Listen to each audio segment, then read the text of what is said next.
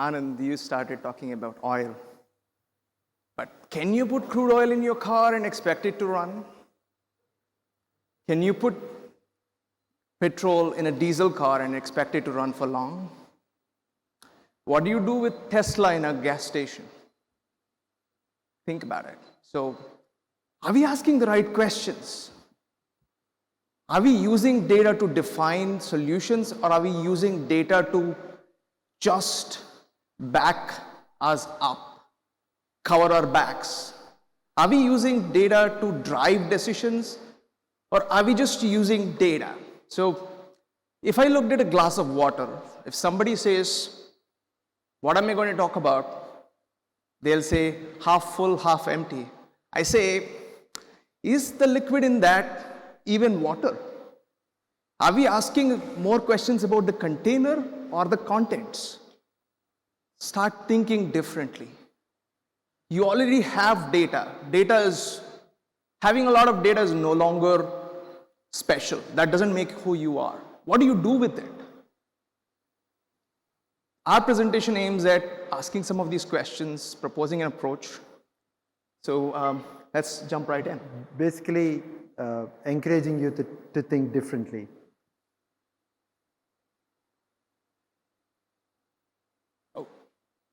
I'm Karteek. I've been with Accion for 10 and a half, close to 11 years. I've been with Accion for so long, but I could say that every 2 years I've seen a new Accion. We grew, and my role grew with it. And right now, I just help people solve problems, and I love writing about it, talking about it, and also writing code at times. Somebody in CDO magazine found that interesting and just put my photograph there. So there's that too, but that doesn't mean that it changed anything about me. I'm still the same person. I'm Sriram Bajrang Bulusu. My expertise is in all the 9 yards with data, gathering data, generating analytics, consumption, and democratizing analytics, data consumption in organizations, dealing with legacy data. That's where my expertise lies with. Okay, these are the areas that we're going to see in the presentation later. Sure. Yeah, let's talk about some problems. Who here has a leaky sales funnel and don't know what's going on?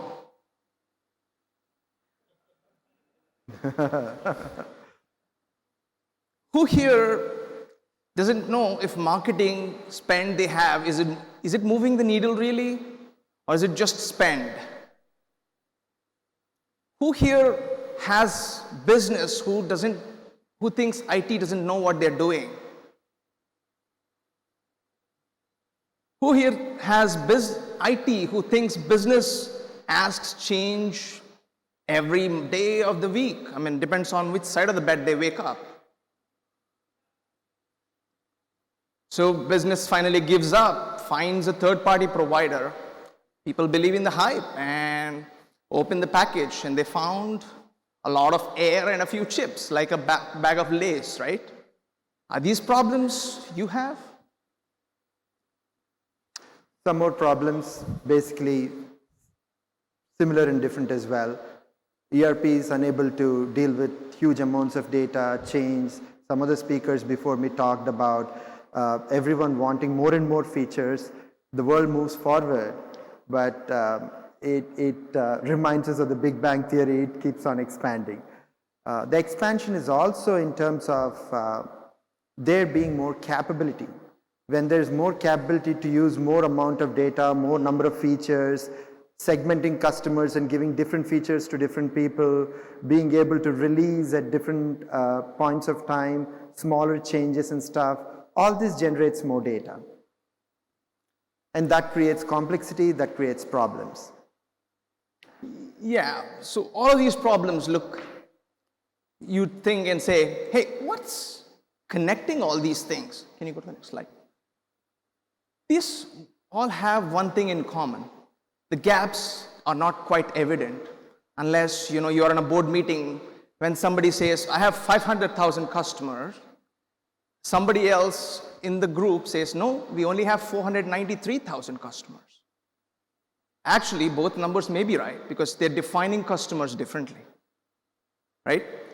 There are cases where systems have been there forever and nobody wants to touch them because the person who wrote it has retired and nobody else knows what it does. But it works, nobody wants to touch it.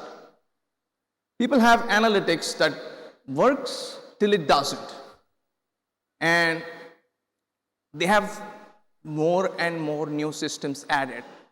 Adding a new system and not retiring the old ones is like adding, a multiple choice question. If you already have 4 answers, you just added a 5th one. Did it solve the problem? No, it just added to it, right? So what do we really need is to look at not just increasing the complexity, but to look at how can we solve the problem. In our view, these all problems need a structured approach that can help solve the problem. And what we propose here is maturity model is that framework. I mean, maturity model has been all around. It's been there. It's so 2010s. Now, what are we talking about right now? So basically, there are point problems. There are trends in the market which are causing point problems which need specific solutions. And when we try to solve problem after problem, we are more problem oriented than being solution oriented, which will not only help us solve the point problems, but also help us reduce the number of problems coming in or our preparedness in reacting to problems as soon as they come in. So being mature is a kind of being well equipped, doing the right things, not only preventing problems, but being prepared for problems as well. Yeah. So change can't be stopped. So how can we be more prepared for change? Yeah. So in simple words, it's a way to measure where we are. And if we know where we are going, we can chart out a course. Like I flew in from Pittsburgh to here. I knew where I was going. I knew what my options are. I knew what stops I had, and I knew how to get here. Now, how does it apply to analytics? But he ended up going a lot more places than he actually planned to, but go ahead. How does it apply to analytics? Let's create a framework that can help, can you go to the next slide? Prioritize initiatives. You have so many problems to solve. How can you know which one to solve first, second, and third? How can you bring your stakeholders together to have a common language to speak? Because not everybody agrees even on the definition of who a customer is. So how can you help them bring a common viewpoint? How can you measure your progress as you go through this journey? Because, tomorrow we're going to talk about, am I innovating or am I just spending dollars on a new fashion, right? And changes and problems are coming dime a dozen. The problems and disruptions to supply chain in the last few years, if there's anything, they're only telling us that uncertainty and change is going to get bigger and bigger and bigger. The solution isn't to duck and cover. It's about how do we use innovation, how do we use the skills we have to unleash the innovation so that we can overcome the uncertainty, and that's what a maturity model provides a framework for. It's not just speaking theoretically, but how do we solve it? Our approach here, what we're going to talk about in the next few slides, is talking about what all the different areas should we be looking at and how can we do that. Sriram? Okay, so it starts from the data collection itself, then generating insights, then decision-making culture in the sense, not just generating an insight out of it, but consuming it at the right time when it's needed. I remember a study where was just 5 or 6 years ago, the average time that a CEO gets to take a decision on an average is about 3 seconds. So there's a lot of training, thinking, and getting things into the DNA needed to use data to take decisions in the right way. Next is operational excellence and governance. Yep, the reason why we drew those circles is because you can't solve one problem without talking about the other. They're all related, right? And maturity is a journey, and it's not just a project that you can change overnight, right? I mean, it's not a button you flip like for the microphone. So how does this slide essentially talks about how does it feel like when you're at a certain maturity model? How the practices work, how the quality of data looks like. Can you move to the next slide, please? Let's take an example. Let's take our favorite data. In the data maturity itself, there's data sourcing, there's integration, there's the need to bring external data, the need to be able to enable people to find data. You may have a lot of data, but nobody knows where it is, right? Or how good is it? How does your journey across different levels change this maturity for your organization? When you look at it, when you do an assessment, what you need to look at is how does this look like for me today? That if we apply the same problem to the other aspects of data and analytics maturity, like analytics, are we asking the right questions? Are we using the right methods? Do people even use what we give? Or are we building a bridge to nowhere? Are we using insights in driving operations, or are we just spending money because that's the next cool thing to do? Are we using this to make a change to your processes? Or am I sticking a nice looking dashboard in somebody's hand and expect them to infer what does it mean? Are we using this to make decisions? Can people rely on this data? Or is it just going to not work when I really need it to? And am I being right as per all the processes? Do I have the access to data that I shouldn't be? Am I using the data in the right way? All these aspects, all are interconnected and they solve a problem together. Right. So one of the speakers speaking before me said privacy is a myth, right? It's about governing, it's about putting the right governance, tracking, monitoring process around what the data is being used for. That's all we can regulate. Since the data is becoming more and more global, even though one part of the world is more serious about data governance, regulation, privacy laws and stuff, the whole of the world is affected by it and it has to adhere by it. Yeah, before we get in, I want to tell a story about a real world problem. And I apologize for if it sounds insensitive, but if you all remember the 737 accident that happened a few years ago, where Boeing 737s went down, they nosedived, right? Do you know that the reason for that is bad data and data quality issues that resulted in one sensor malfunctioning, that resulted in irrecoverable dives? And this is not me saying it. There was an investigation, there was a hearing in which the CEO of Boeing admitted on record that it was data quality issues that caused this. So if data quality issues don't appear serious, think about it. It impacted 364 lives forever. They're no longer there. And how many more people it impacted? Unbelievable impacts, right? This is just the tip of the iceberg.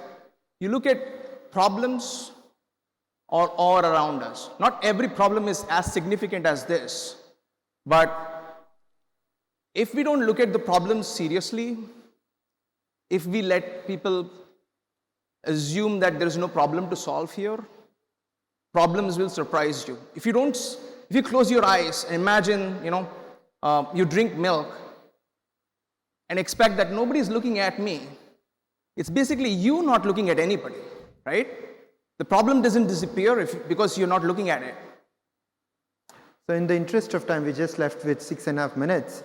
It's a beautiful slide where since change is unavoidable, we need to be ready to tactically deal with problems as they come in, but at the same time be comfortable with uncomfortable situations like standing at the end of a cliff. Yeah. So Sriram, can you go back to the assessment once, please? Let's talk a little bit about this, the previous slide. So that's all good, Karteek. You and Sriram talked about all these things. You scared us. But the idea is not to scare you. It's about bring light to the places where nobody wants to talk about it. How do we solve this problem? This is a simple 7-step process that we are trying to lay out. First is identify who your stakeholders are. Identify what does your current system look like. Some problems may be more important to you than the others, because what a healthcare system might care about, an education system might not. A retailer might care about, who's in Europe may not care about so much if they are in North America. So conduct the assessment, identify your gaps and develop a roadmap, a strategy, and then execute on it. We all know retrospectives, right? We run those all the time for sprints.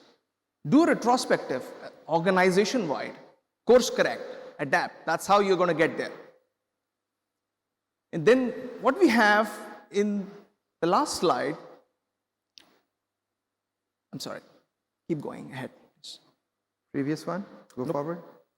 The very last slide of our presentation. Thank you. Yeah. So in order for us to be really, really successful in this process, these are some of the things we identified that enable from companies that do this successfully from those that didn't. First is, this is a top-heavy process. We need leadership support. Without your leadership backing you, good luck with this. And the people who execute should also be objective and neutral. If your people who are executing this process have their own agendas, it's like wearing pink shaded glasses, everything looks pink. Okay? Wear clear glasses. Have an organizational alignment around the vision that you actually want to solve something.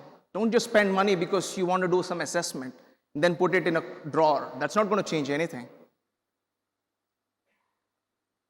Whatever changes you intend to make sure that you have the right change management practices in place.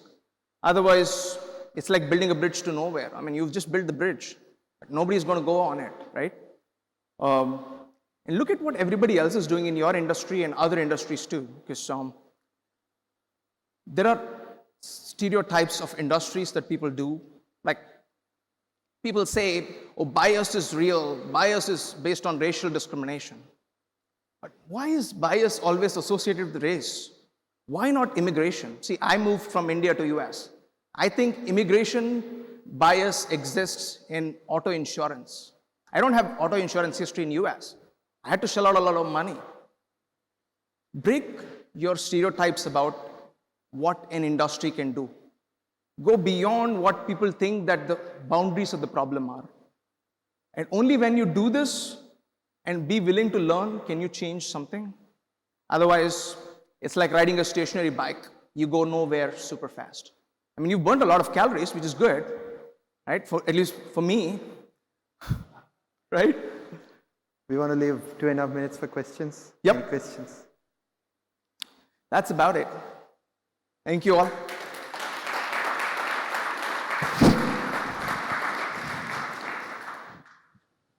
Hey Sriram, Karteek, thank you so much. So we have a few questions. What happens when there are too many systems and they emit bad data? How do you correct that in the system? If there are two systems with bad data, and bad data in general, right? Bad data can be corrected in many different ways. But what is the impact of bad data? Let's first look at that. Is this bad data causing you a decision problem, inconvenience because you're spending more dollars on it? Is this because people entered bad data in it, or is it an integration issue? A solution, there's no one-size-fits-all solution. If somebody tells you a best practice, they're trying to force-fit you into a t-shirt of a specific size. I can't wear a small size t-shirt. I'm a big guy, right? Look at the problem and find the solution. I've dealt with this kind of problems in a couple of different ways. First is to identify where bad data is coming from and plug it right there. The longer it stays in the system, the more trouble it creates. Second is, sometimes the bad data can't be pinpointed and regulated right there. So we'll have to have data meshes, filters, and analytics done on not just data, on decisions as well, on insights as well. And the outliers need to be removed. There needs to be more checks and balances on it. So that's how I've dealt with different systems emanating bad data. But when things are incorrigible, we should be brave enough to build an alternate route, a fresh route that does, but it always boils down to cost-benefit analysis, whether it is worth it or not. Yep. I have some more points to add, but let's go to other questions. Okay. Do you recommend centralized or decentralized analytics team in an organization? Again, I hate the answer I'm about to give. It really depends. But yeah, so as a consultant, I'm paid to have an opinion. So there's actually a 2x2 matrix that I have drawn that helps decide on that. How mature your users are on one side and how many different analytics products are you building. Based on that, there's an answer for you. You could build a COE model, you could build a factory pattern, you could build a hub and spoke model. You could build a combination of these things and many more. But I'd like to chat more to give you the right answer. Thank you. Okay, in terms of, I have a couple of points to add. While I completely agree with what Karteek said, the world now presents more freedom to us to deal with it in different ways. Earlier on, large decisions could only be taken in a centralized manner. That's how public clouds came, GPUs, TPUs were offered, and people became hyper about it. NVIDIA stocks just a few days ago have skyrocketed suddenly, not because the public clouds are buying more of it, but because there are smaller chips and people are choosing to put it to take AI decisions in hardware where the rubber meets the road. So there are smaller chips in places taking specific centralized decisions. That's miniature AI, right, for all of us. So there is more capability, there's more choice. So while it always depends, we have to choose it more wisely. There is good choice, good possibility on both sides. That's what is the possibility now. Thanks, Sriram. Thanks, Karteek. So why do you think data projects fail to cope up with data change? No motivation, no crime. People just do data projects because somebody asks for. What you really need to understand is who your stakeholders are, who actually get benefited from what you're building. Make sure you check in with them. Are we doing the right things? If you don't look at what actions your changes are delivering value for, are they happening or not, then projects fail. Projects don't fail because of bad people. It's because we don't really solve problems that need solving. We either take too long or there are many other factors, but if you have the right motivation and clear line of sight of why you're solving a problem, some less projects will fail than what they do today. Thanks, Karteek.